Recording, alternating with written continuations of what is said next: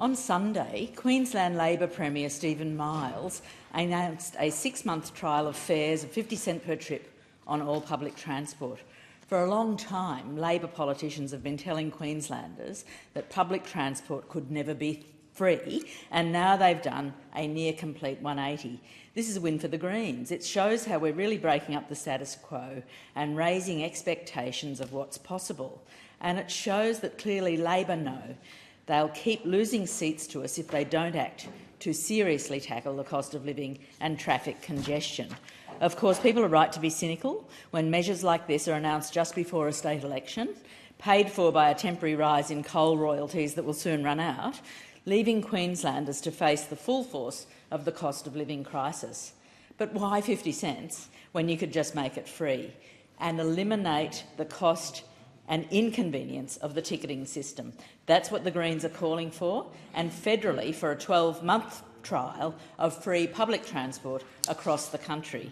Public transport is already heavily subsidised by state governments. The steep fares people have been paying currently only cover about 25% of the operating cost of public transport.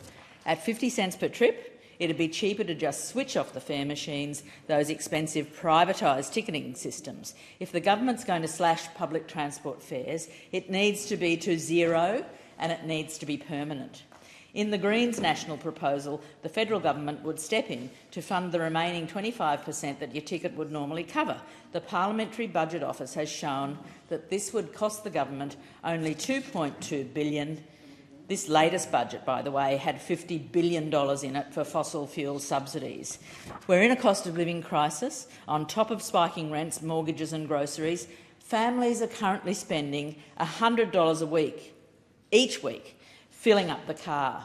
Collectively, Australians spend over $50 billion in petrol every year, Deputy Speaker, but public transport is often still more expensive than driving.